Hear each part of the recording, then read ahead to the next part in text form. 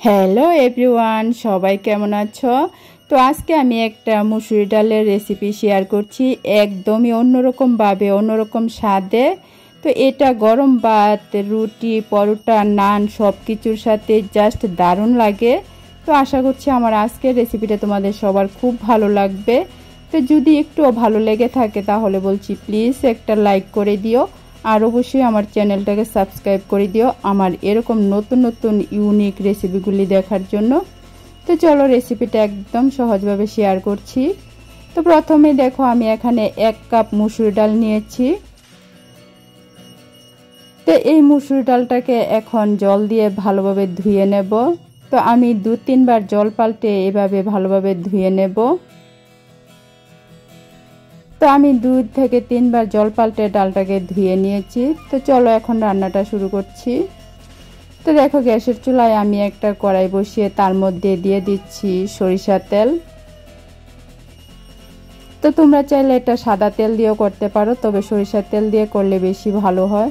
তো তেলটা একটু গরম হয়ে যাওয়ার পর তার মধ্যে আমি একটা মিডিয়াম সাইজের আলু দিয়ে দিচ্ছি।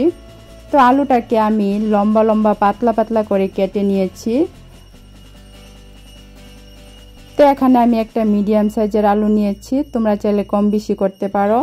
তো এখন আলুর মধ্যে দিয়ে দিচ্ছি সামান্য একটু হলুদ, আর তারই সাথে দিয়ে দেব সামান্য একটু লবণ।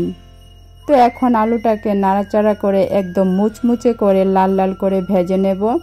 তো এখানে গ্যাসের ফ্লেমটাকে মিডিয়ামে থেকে একটু কমিয়ে তারপর আলুটাকে ভাজতে হবে। তো একদম মুচমুচে লাল লাল করে কিন্তু আলুটাকে ভেজে নিতে হবে। তো দেখো আমার আলুটা কিন্তু ভাজা হয়ে গেছে। তো এখন আমি একটা পাত্রে উঠিয়ে নিচ্ছি।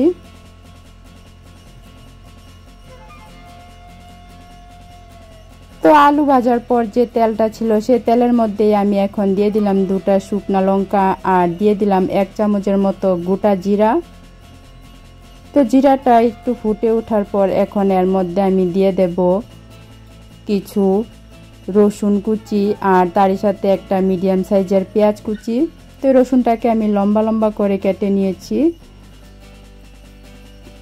তো পেঁয়াজটাকেও আমি এখানে লম্বা লম্বা করে কুচি কুচি করে কেটে নিয়েছি, একদম লম্বা লম্বা পাতলা পাতলা করে কেটে নিয়েছি। তো এখন রসুন আর পেঁয়াজটাকে একটু ভেজে নেব। তো রসুন আর পেঁয়াজটা একটু লাল লাল করে ভেজে নিতে হবে। তো দেখো আমার পেঁয়াজ আর রসুনটা কিন্তু খুব সুন্দরভাবে ভাজা হয়ে গেছে। তো এখন যে ডালটা আমি ধুয়ে রেখেছি সেই ডালটা আমি দিয়ে দেব। তো যে ডালটা আমি ধুয়ে রেখেছি সেই ডালটা আমি দিয়ে দিলাম। তো ভীষণই মজার হয় কিন্তু রেসিপিটা, অবশ্যই একবার ট্রাই করে দেখতে পারো, আশা করছি সবারই খুব ভালো লাগবে। তো এখন ডালের মধ্যে আমি দিয়ে দিচ্ছি কিছু মশলা। তার মধ্যে দিয়ে দিচ্ছি আধা চামচ ধনিয়ার গুঁড়া, আর দিয়ে দিচ্ছি আধা চামচ জিরার গুঁড়া। এখন দিয়ে দেব আধা চামচ ঝাল লঙ্কার গুঁড়া। তারপর দিয়ে দিচ্ছি সামান্য একটু হলুদ। তো এখন আমি মশলার ডালটাকে 2 থেকে 3 মিনিট নাড়াচাড়া করে ভালোভাবে ভেজে নেব। তো একই সাথে কিন্তু মশলা ডাল খুব সুন্দরভাবে ভাজা হয়ে যাবে। এভাবে নাড়াচাড়া করে 2-3 মিনিট ভেজে নিলেই হবে।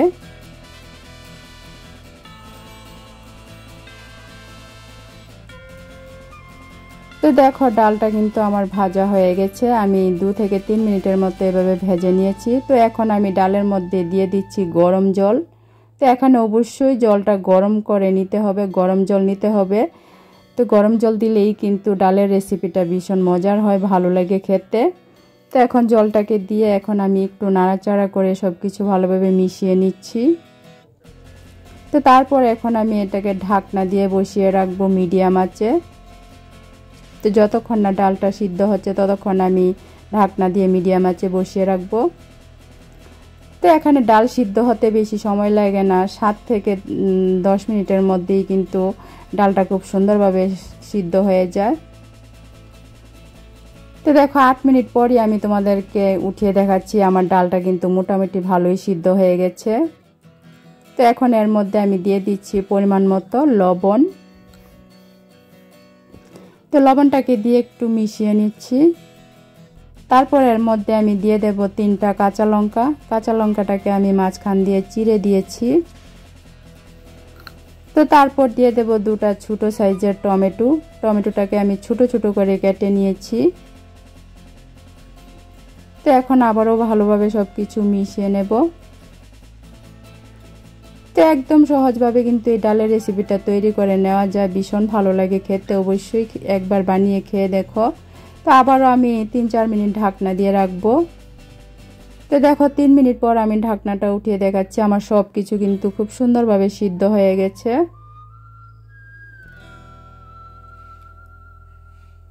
তারপরে এর মধ্যে আমি দিয়ে দেব যে ভেজে রেখেছিলাম আলুটা, সেই আলুটা। তো যে আলুটা আমি ভেজে রেখেছিলাম সেই আলুটা আমি দিয়ে দিলাম। তো এখন দিয়ে দেব 1 ইঞ্চির মতো আদা। তো আদাটাকে এখানে আমি কুচি কুচি করে কেটে নিয়েছি, লম্বা লম্বা করে। তো এইভাবে কিন্তু আদাটা দিলে বেশি ভালো হয়।